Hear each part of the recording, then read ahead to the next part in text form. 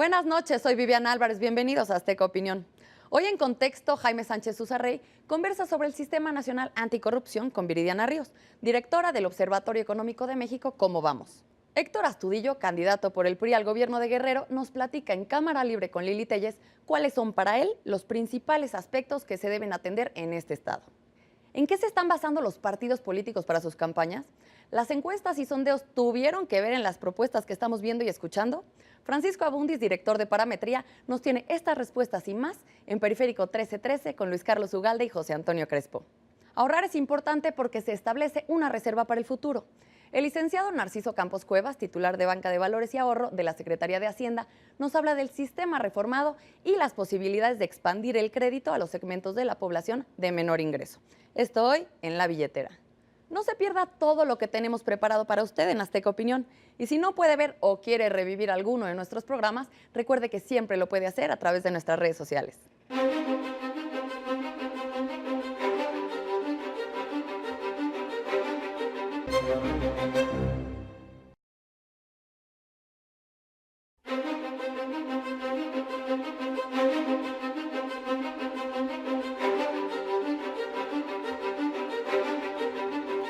Viridiana Ríos, muy buenas noches, ¿cómo estás? Muy buenas noches, muchas gracias por la invitación. Al contrario, qué bueno que viniste. Eres directora de México, ¿cómo vamos? Nos vas a explicar brevemente qué es esto. Y eres doctora en gobierno por la Universidad de Harvard. Exactamente. Y tienes como 30 años o un poquito menos, más o menos.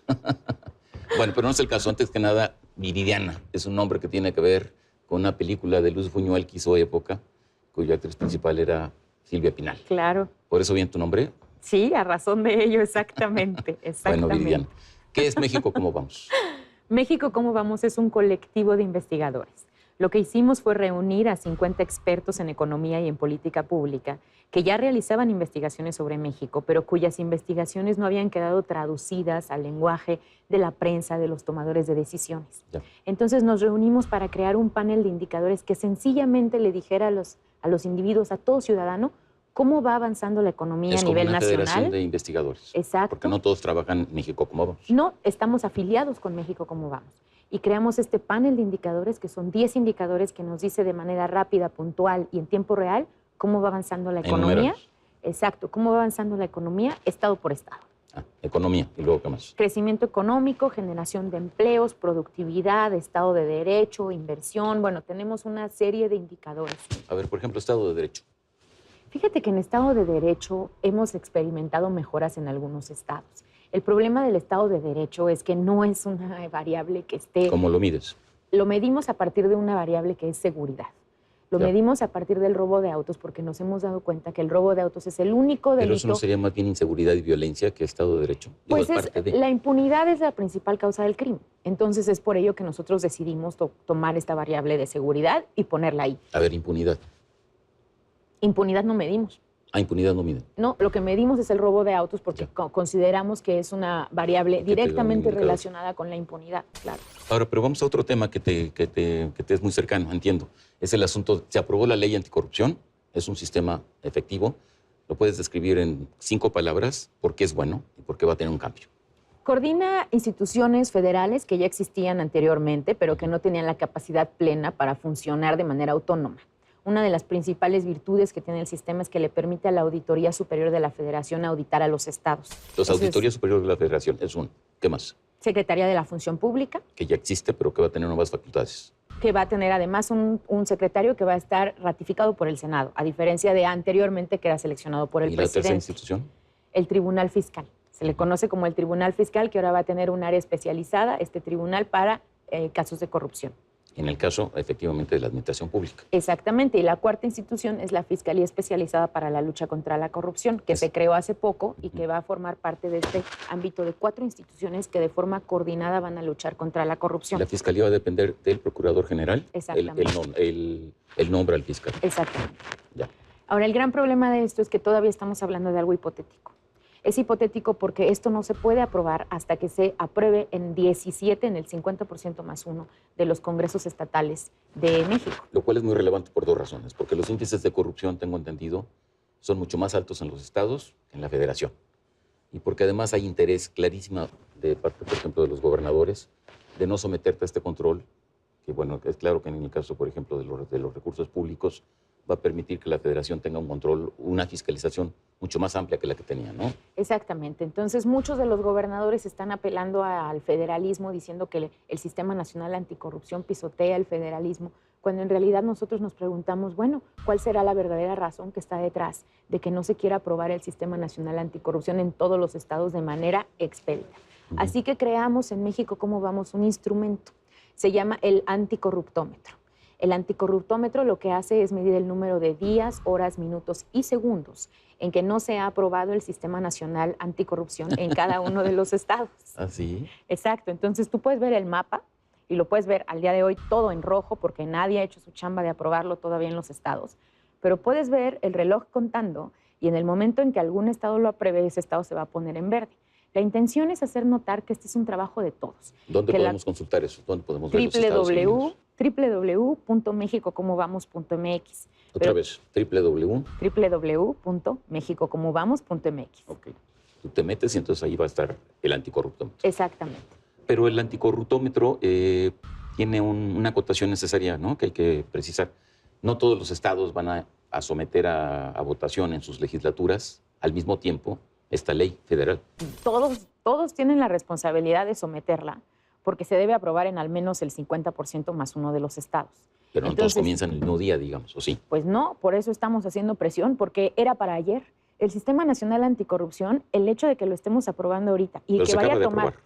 sí, en el Senado, y el hecho de que vaya a tomar un año completo hacer las reformas, las leyes secundarias, porque todavía faltan varios pasos legislativos, para que se implemente, de lo único que nos habla es de un Estado mexicano que está llegando tarde a la lucha contra la corrupción, que está llegando tarde porque esta lucha era para ayer. Era para ayer que los mexicanos necesitábamos un Estado funcional Pero yo en creo donde que los mucho, políticos... mucho antes de ayer, ¿no? No, bueno, claro, estoy hablando de ayer de forma hipotética. Sí. O sea, era para ayer décadas anteriores. Porque este país no crece, no genera los empleos que necesita, no genera la obra pública adecuada, tiene una cantidad de desvíos a partir de pues, todos los actos de corrupción. Entonces, hay un impacto directo de la corrupción hacia la funcionalidad y la viabilidad de nuestro Estado por sobrevivir. Ahora, estos 17 estados, porque tienen que ser efectivamente la mayoría de los estados de la federación los que lo prueben, ¿ustedes tienen más o menos identificados dónde están las mayores resistencias o simple y llanamente van a hacer una evaluación, así como tú dijiste, por el tiempo que se lleven en? No estamos asumiendo nada, simplemente vamos a empezar a ver qué estados se ponen en verde primero. Y después nos vamos a preguntar por qué hay ciertos estados que están en rojo. El ejemplo típico es la reforma educativa. La reforma educativa se aprobó en el Senado en diciembre, pero tardó hasta febrero en aprobarse, 2 meses en aprobarse en los estados. Sin embargo, solamente se aprobó en el 50% más uno. Al día de hoy, todavía hay estados como Oaxaca que no han aprobado la reforma educativa. No podemos darnos el lujo de que ciertos gobernadores, de que ciertos congresos locales decidan simplemente no hacer caso a la principal lucha que tenemos desde sociedad civil, que es que este país reduzca su corrupción.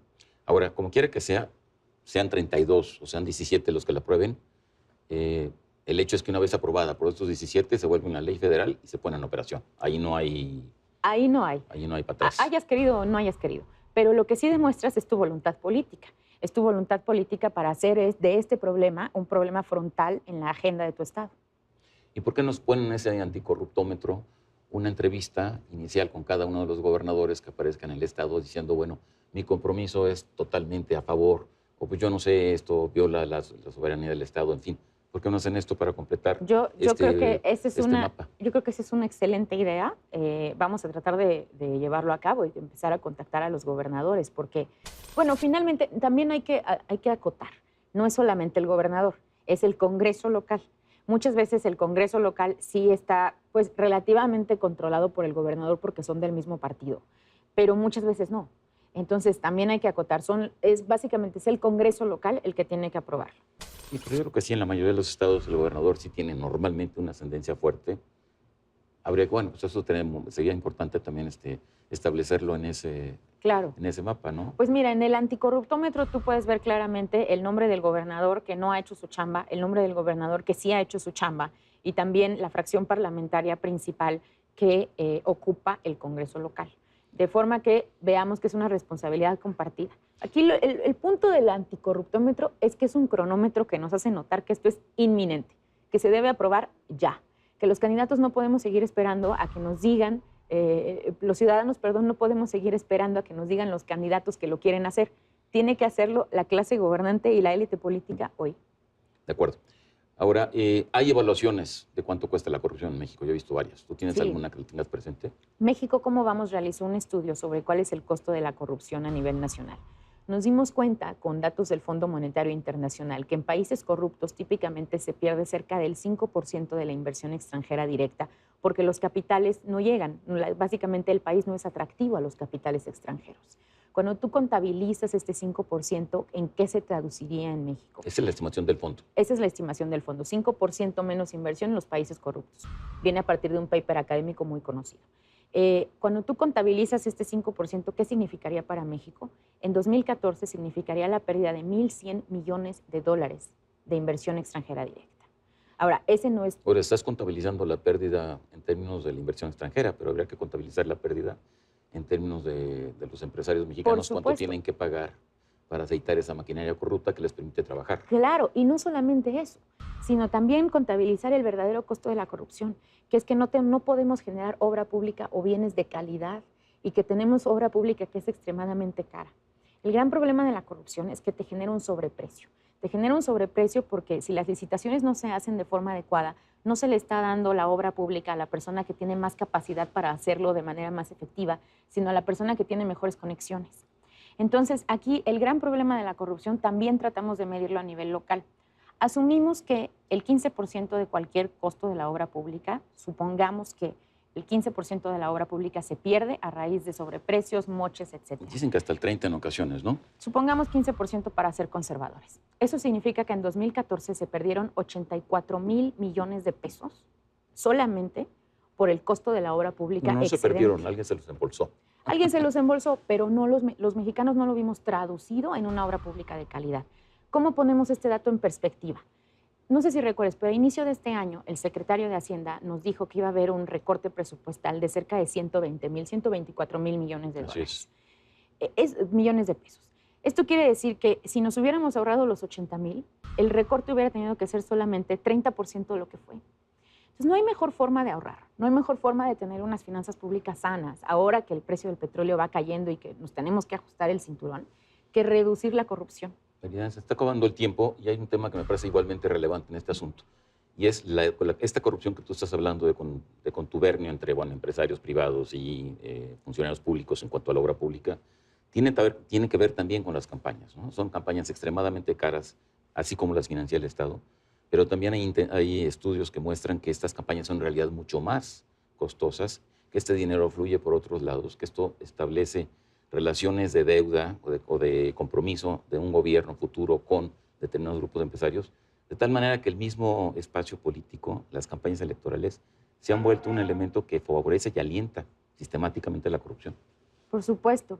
Es muy importante que en esta época de campañas el ciudadano ponga atención a que los candidatos hayan presentado, por ejemplo, sus 3 declaraciones. Se nos acaba el tiempo. Resume que son 3 de 3. 3 de 3 es una iniciativa ciudadana que le pide a todo candidato que presente 3 declaraciones de intereses, de patrimonio y fiscal. Eso necesitamos para saber que son candidatos adecuados y que no tienen ningún conflicto de interés. Cuando menos que están diciendo la verdad. O que están diciéndolo. Están mostrando su declaración de impuestos, sí, sus intereses, donde están trabajando. Y sus bienes. Y sus bienes. Y si no presenten esta 3 de 3, ¿tú qué recomiendas? Pues yo creo que hay que reconsiderar el voto, ¿no? Porque ¿por qué no querrían? Es un poco lo que sucede con el anticorruptómetro. ¿Por qué no querrían aprobarlo? Ya. Viridiana, pues muchas gracias. Te invitamos próximamente para que sigamos hablando de este tema que es vital. Al Te contrario. agradezco mucho. Muchas gracias. Buenas noches. Buenas noches. En Contexto, buenas noches. Hasta la próxima semana.